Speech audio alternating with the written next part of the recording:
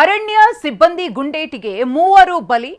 ಶಾಗ್ಯ ವ್ಯಾಪ್ತಿಯ ಅರಣ್ಯ ಪ್ರದೇಶದಲ್ಲಿ ಎನ್ಕೌಂಟರ್. ಚಾಮರಾಜನಗರ ಜಿಲ್ಲೆ ಹನೂರು ತಾಲೂಕಿನ ಶಾಗ್ಯ ಗ್ರಾಮ. ಕಾಡು ಪ್ರಾಣಿ ಬೇಟೆಯಾಡಿದ್ರು ಎಂದು ಅರಣ್ಯ ಸಿಬ್ಬಂದಿ ಇಲ್ಲಿ ವಾದಿಸ್ತಾ ಇದ್ದಾರೆ. ಹಸುಗಳನ್ನ ಹಿಡಿದುಕೊಂಡು ಬರಲು ಕಾಡಿಗೆ ಹೋಗಿದ್ರು. ಅವರು ಬೇಟೆಗಾರರಲ್ಲ, ರೈತರು ಅನ್ನೋದು ಗ್ರಾಮಸ್ಥರ ವಾದ. ಮೂವರನ್ನ ಕೊಂದಿದ್ದು ಯಾಕೆ ಅಂತ ಗ್ರಾಮಸ್ಥರು ಕಿಡಿಕಾರ್ತಿದ್ದಾರೆ. ಶೂಟ್ ಮಾಡೋದಕ್ಕೆ ಯಾರ ಅಧಿಕಾರವನ್ನ ಕೊಟ್ಟಿದ್ದು ಇವರಿಗೆ ಅನ್ನೋದು ಗ್ರಾಮಸ್ಥರ ಪ್ರಶ್ನೆ.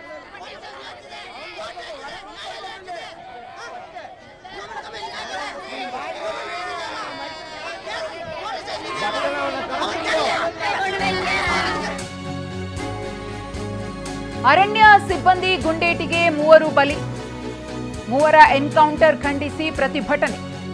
ಹನೂರು ಪಟ್ಟಣದಲ್ಲಿ ರಸ್ತೆ ತಡೆದು ಆಕ್ರೋಶವನ್ನ ವ್ಯಕ್ತಪಡಿಸುತ್ತಿದ್ದಾರೆ. ಮಹದೇಶ್ವರ ಬೆಟ್ಟಕ್ಕೆ ಹೋಗುವ ರಸ್ತೆಯನ್ನ ತಡೆದು ಕಿಡಿಕಾರ್ತಿದ್ದಾರೆ ಗ್ರಾಮಸ್ಥರು. ಅವರು ಬೇಟೆಗಾರರಲ್ಲ, ರೈತರು. ಏನಾದರೂ ತಪ್ಪಾಗಿದ್ರೆ ಅವರನ್ನ ಬಂಧಿಸಿ ಕ್ರಮ ಕೈಗೊಳ್ಳಬಹುದಿತ್ತು. ಅದನ್ನ ಬಿಟ್ಟು ಎನ್ಕೌಂಟರ್ ಮಾಡಿದ್ಯಾಕೆ, ಶೂಟೌಟ್ ಮಾಡಿದ್ಯಾಕೆ, ಆ ಅಧಿಕಾರವನ್ನ ಕೊಟ್ಟಿದ್ದು ಯಾರು ಅಂತ ಹೇಳಿ ಆಕ್ರೋಶವನ್ನ ವ್ಯಕ್ತಪಡಿಸುತ್ತಿದ್ದಾರೆ. ಮೃತರ ಕುಟುಂಬಸ್ಥರ ಆಕ್ರಂದನ ಮುಗಿಲು ಮುಟ್ಟಿದೆ. ಈ ಮೂವರ ಸಾವನ್ನ ಪ್ರತಿಯೊಬ್ಬರೂ ಕೂಡ ಖಂಡಿಸುತ್ತಿದ್ದಾರೆ. ರಸ್ತೆ ತಡೆದು ಆಕ್ರೋಶವನ್ನ ಹೊರಹಾಕ್ತಿದ್ದಾರೆ. ಮತ್ತೊಂದು ಕಡೆ ಗುಂಡೇಟಿಗೆ ಬಲಿಯಾದಂತಹ ಮೂವರ ಫೋಟೋಸ್ ಅನ್ನು ಕೂಡ ಗಮನಿಸ್ತಾ ಇದೆ. ಹನೂರಿನ ಅರಣ್ಯ ಅಧಿಕಾರಿ ಕಚೇರಿ ಮುಂದೆ ಪ್ರತಿಭಟನೆ. ಅರಣ್ಯ ಇಲಾಖೆ ಕಚೇರಿಗೆ ಪೊಲೀಸ್ ಸರ್ಪಗಾವಲು. ಪ್ರತಿಭಟನಾಕಾರರು ಕಚೇರಿಗೆ ನುಗ್ಗೋದಕ್ಕೆ ಯತ್ನವನ್ನ ಪಟ್ಟಿದ್ದಾರೆ. ಪ್ರತಿಭಟನೆ ತೀವ್ರ ಸ್ವರೂಪವನ್ನ ಪಡೆದುಕೊಳ್ತಾ ಇದೆ. ಹಾಗಾಗಿ ಪೊಲೀಸ್ ಸರ್ಪಗಾವಲನ್ನ ನಿಯೋಜನೆ ಮಾಡಲಾಗಿದೆ.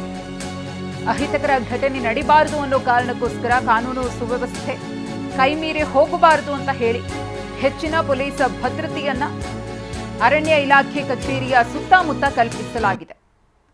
ಮೂವರ ಹತ್ಯೆಯಿಂದ ಈಗಾಗಲೇ ಗ್ರಾಮಸ್ಥರು ಆಕ್ರೋಶ ಭರಿತರಾಗಿದ್ದಾರೆ. ಈ ಪ್ರತಿಭಟನೆ ಮತ್ತಷ್ಟು ತೀವ್ರ ಸ್ವರೂಪವನ್ನು ಪಡೆದುಕೊಳ್ಳುವ ಸಾಧ್ಯತೆ ಇದೆ.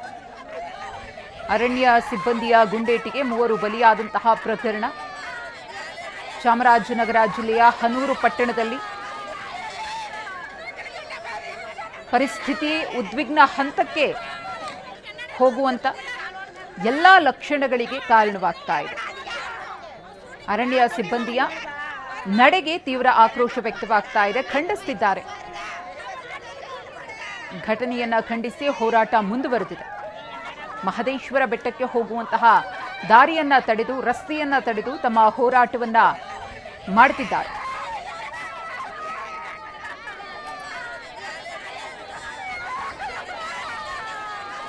ನಮ್ಮ ಪ್ರತಿನಿಧಿ ದಿಲೀಪ್ ಈ ಕುರಿತು ಮತ್ತಷ್ಟು ಮಾಹಿತಿಯನ್ನ ಕೊಡೋದಕ್ಕೆ ನೇರ ಸಂಪರ್ಕದಲ್ಲಿದ್ದಾರೆ. ದಿಲೀಪ್, ಗಮನಿಸ್ತಾ ಇದ್ದೀವಿ ಯಾವ ಪರಿ ಹೋರಾಟ ನಡೀತಾ ಇದೆ ಅಂತ ಹೇಳಿ. ಸದ್ಯಕ್ಕೆ ಅಲ್ಲಿನ ಸ್ಥಿತಿಗತಿ ಹೇಗಿದೆ ದಿಲೀಪ್? ಮಧುಶ್ರೀ, ಘಟನೆಯನ್ನು ಖಂಡಿಸಿ ಬೆಳಗ್ಗೆಯಿಂದ ಕೂಡ ನಿರಂತರವಾಗಿ ಪ್ರತಿಭಟನೆಯನ್ನು ಮಾಡ್ತಾ ಇದ್ದಾರೆ. ಯಾಕಂದರೆ ಪ್ರಮುಖವಾದಂಥ ಕಾರಣ ಇರುವಂತಂದ್ರೆ ಕಳ್ಳಬೇಟೆಗೆ ಹೋಗಿದ್ರು ಅನ್ನುವಂಥ ಕಾರಣ ಇಟ್ಕೊಂಡು ಅವ್ರ ಮೇಲೆ ಗುಂಡನ್ನು ಹಾರಿಸಲಾಗಿದೆ.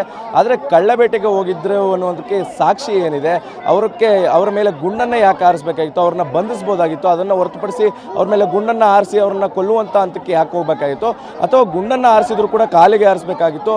ಅದನ್ನು ಹೊರತುಪಡಿಸಿ ಎದೆಗೆ ಮತ್ತು ಕುತ್ತಿಗೆ ಭಾಗಕ್ಕೆ ಗುಂಡನ್ನು ಹಾಕಿರುವಂಥದ್ದು ಎಷ್ಟು ಮಟ್ಟಿಗೆ ಸರಿ ಅನ್ನುವಂಥದ್ದು ಪ್ರಶ್ನೆ ಮಾಡಿ ಈಗ ಒಂದು ಪ್ರತಿಭಟನೆಯನ್ನು ಮಾಡ್ತಾ ಇರುವಂಥದ್ದು. ಅವರ ಕುಟುಂಬಸ್ಥರು ಮತ್ತು ಗ್ರಾಮಸ್ಥರಾಗಿರ್ಬೋದು, ಜೊತೆಗೆ ರೈತಪರ ಸಂಘಟನೆಗಳು ಕೂಡ ಎಲ್ಲರೂ ಒಂದು ಪ್ರತಿಭಟನೆ ನಡೆಸ್ತಾ ಇದ್ದಾರೆ. ಹನೂರು ಪೊಲೀಸ್ ಠಾಣೆ ಮತ್ತು ಅರಣ್ಯಾಧಿಕಾರಿ ಕಚೇರಿ ಏನಿದೆ ಈ ಒಂದು ಪ್ರದೇಶದಲ್ಲಿ ನಿಂತು ಒಂದು ರಸ್ತೆಯನ್ನು ತಡೆದು ಒಂದು ಪ್ರತಿಭಟನೆಯನ್ನು ಮಾಡ್ತಾ ಇರುವಂಥದ್ದು.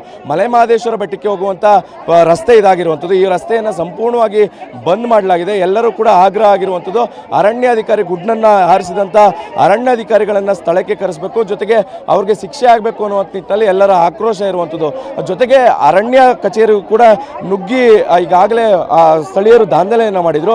ಆ ಕಾರಣದಿಂದಾಗಿ ಹನೂರಿನ ಕಚೇರಿ ಅರಣ್ಯಾಧಿಕಾರಿಗಳ ಕಚೇರಿ ಏನಿದೆ ಅದಕ್ಕೆ ಪೊಲೀಸ್ ಸರ್ಪಗಾವಲನ್ನು ಹಾಕಿರುವಂಥದ್ದು. ಯಾರೂ ಕೂಡ ಅರಣ್ಯಾಧಿಕಾರಿಗಳ ಕಚೇರಿಗೆ ಹೋಗಬಾರ್ದು ಅನ್ನುವಂಥ ನಿಟ್ಟಿನಲ್ಲಿ ಸಂಪೂರ್ಣವಾಗಿ ಪೊಲೀಸ್ ಭದ್ರತೆಯನ್ನು ಹಾಕಿರುವಂಥದ್ದು. ಯಾಕಂದರೆ ಅರಣ್ಯಾಧಿಕಾರಿಗಳು ನಿರಂತರವಾಗಿ ಈ ರೀತಿಯಂಥ ದೌರ್ಜನ್ಯ ಮಾಡ್ತಾ ಇದ್ದಾರೆ. ಮಾನವ ವನ್ಯಜೀವಿ ಸಂಘರ್ಷಗಳು ನಿರಂತರವಾಗಿ ನಡೀತಾ ಇದೆ. ಆದರೆ ವನ್ಯಜೀವಿಯಿಂದ ಮಾನವನಿಗೆ ಹಾನಿಯಾದಂಥ ಸಂದರ್ಭದಲ್ಲಿ ನಮಗೆ ಯಾವುದೇ ರೀತಿಯ ಅಂತ ತೊಂದರೆ ಆಗಲ್ಲ. ಕೇವಲ ಅರಣ್ಯದೊಳಗಡೆ ಹೋದಂಥ ಸಂದರ್ಭದಲ್ಲಿ ಈ ರೀತಿಯಾದಂಥ ಗುಂಡಾಕುವಂಥದ್ದು, ಅವ್ರನ್ನ ಹತ್ಯೆ ಮಾಡುವಂಥದ್ದು ಕೆಲಸಗಳಾಗ್ತಾ ಇದೆ. ಇದು ತಪ್ಪಬೇಕು. ಜೊತೆಗೆ ನಾವು ರೈತರ ಮೇಲೆ ಈ ರೀತಿಯಾದಂಥ ಹಲ್ಲೆಗಳಾಗ್ತಾ ಇದೆ, ಅಮಾನುಷವಾದಂಥ ಕೃತ್ಯಗಳು ನಡೀತಾ ಇದೆ. ಇದನ್ನೆಲ್ಲ ಕೂಡ ತಪ್ಪಿಸಬೇಕು ಅನ್ನುವಂಥ ನಿಟ್ಟಿನಲ್ಲಿ ಈ ರೀತಿಯಾದಂಥ ಪ್ರತಿಭಟನೆಗಳು ನಡೀತಾ ಇರುವಂಥದ್ದು. ಯಾಕಂದರೆ ಪ್ರಮುಖವಾಗಿ ಈ ಒಂದು ಪ್ರದೇಶ ಏನಿದೆ, ಮಲೆಮಹದೇಶ್ವರ ವನ್ಯಜೀವಿ ಧಾಮ ಮತ್ತು ಕಾವೇರಿ ವನ್ಯಜೀವಿ ಧಾಮ ಮತ್ತು ಬಿಳಿಗಿರಿ ರಂಗನಬೆಟ್ಟ ವನ್ಯಜೀವಿ ಧಾಮದ ಮೂರು ಕೂಡ ಸಂಗಮಿಸುವಂಥ ಸ್ಥಳ ಆಗಿರುವಂಥದ್ದು. ಇಲ್ಲಿ ಪ್ರಮುಖವಾಗಿ ಹುಲಿ ಆಗಿರ್ಬೋದು, ಆನೆ ಆಗಿರ್ಬೋದು, ಅತಿ ಹೆಚ್ಚು ಪ್ರಾಣಿಗಳಿರುವಂಥ ಸ್ಥಳ ಆಗಿದೆ. ಇಲ್ಲಿ ಆಗಾಗ ಕಳ್ಳಬೇಟೆಗಳು ನಡೀತಾ ಇದೆ ಅನ್ನುವಂಥದ್ದು ನಿರಂತರವಾಗಿ ಮಾತುಗಳು ಕೇಳಿ ಬರ್ತದೆ. ಇಂಥ ಸಂದರ್ಭದಲ್ಲಿ ಕೂಡ ಅವ್ರನ್ನ ಹಲವು ಸಂದರ್ಭದಲ್ಲಿ ಈ ರೀತಿಯಾದಂಥ ಶೂಟೌಟ್ ಪ್ರಕರಣಗಳು ಕೂಡ ನಡೆದಿರುವಂಥದ್ದು. ಇದು ಕೇವಲ ಇದೊಂದೇ ಮೊದಲನೇ ಬಾರಿ ಅಂತ ಆಗಿರುವಂಥ ಪ್ರಕರಣ ಅಲ್ಲ, ಹಿಂದೆ ಕೂಡ ಈ ರೀತಿಯಾದಂಥ ಪ್ರಕರಣಗಳು ನಡೆದಿತ್ತು. ಈ ಸಂದರ್ಭದಲ್ಲೂ ಕೂಡ ಇದೇ ರೀತಿಯಾದಂಥ ಪ್ರಕರಣಗಳು ನಡೆದಿದೆ. ಈಗಲೂ ಕೂಡ ಅದೇ ರೀತಿಯಾದಂಥ ಪ್ರಕರಣಗಳು ನಡೆದಿರೋ ಕಾರಣಕ್ಕೋಸ್ಕರ ಒಂದು ರೀತಿಯಲ್ಲಿ ಅರಣ್ಯಾಧಿಕಾರಿಗಳ ಮೇಲೆ ಆಕ್ರೋಶ ವ್ಯಕ್ತಪಡಿಸ್ತಾ ಇರುವಂಥದ್ದು. ಯಾಕಂದರೆ ನಿರಂತರವಾಗಿ ನಮ್ಮ ಮೇಲೆ ದೌರ್ಜನ್ಯಗಳು ನಡೀತಾ ಇದೆ ಅನ್ನುವಂಥದ್ದು ಇಲ್ಲಿನ ಸ್ಥಳೀಯರ ಆರೋಪಗಳಾಗಿರುವಂಥದ್ದು. ಈಗ ನಮ್ಮ ಜೊತೆ ಒಂದಷ್ಟು ಜನ ಸ್ಥಳೀಯರಿದ್ದಾರೆ, ಅವ್ರನ್ನೇ ಮಾತಾಡಿಸುವಂಥ ಪ್ರಯತ್ನ ಮಾಡ್ತಾ ಇದ್ದೇನೆ. ಸರ್, ಘಟನೆ ಏನಾಗಿದೆ ಸರ್? ನಿಜಕ್ಕೂ ಕೂಡ ನಿಮ್ಮ ಪ್ರತಿಭಟನೆಯ ಹಕ್ಕೊತ್ತಾಯ ಏನಿರುವಂಥದ್ದು? ಇದೊಂದು ನಾಗರಿಕ ಸಮಾಜ ತಲೆ ತಗ್ಗಿಸುವಂಥ ವಿಷಯ. ಇವತ್ತು ಏನು ಅರಣ್ಯ ಇಲಾಖೆಯವರು ನಮ್ಮ ರೈತರನ್ನ ಗುಂಡಿಕ್ಕಿ ಕೊಂದಿದ್ದಾರೋ ಇದು ಮಾನವ ಹತ್ಯೆ ಆಗಿದೆ. ಇವತ್ತು ಇದನ್ನ ಜನಸಾಮಾನ್ಯರೆಲ್ಲರೂ ಕೂಡ, ಒಬ್ರು ಇಬ್ರಲ್ಲ, ಇಡೀ ಸಮಾಜ ಇದನ್ನ ಖಂಡಿಸ್ತದೆ. ಹಾಗಾಗಿ ತಕ್ಷಣವೇ ಅರಣ್ಯ ಸಚಿವರು ರಾಜೀನಾಮೆ ಕೊಡಬೇಕು. ಯಾರು ಕೊಲೆ ಮಾಡಿದಾರೋ, ನಮ್ಮ ರೈತರನ್ನ ಕೊಲೆ ಮಾಡಿದಂತ ಕೊಲೆಗಡಕರನ್ನ ತಕ್ಷಣವೇ ವಜಾ ಮಾಡಬೇಕು. ವಜಾ ಮಾಡಿ ನಮ್ಮ ಉನ್ನತ ನ್ಯಾಯಾಧೀಶರ ನೇತೃತ್ವದಲ್ಲಿ ಇದನ್ನು ತನಿಖೆ ಮಾಡಬೇಕು. ಸತ್ತಂತ ಕುಟುಂಬಗಳಿಗೆ ತಲಾ 5 ಕೋಟಿ ಪರಿಹಾರವನ್ನು ನೀಡಬೇಕು.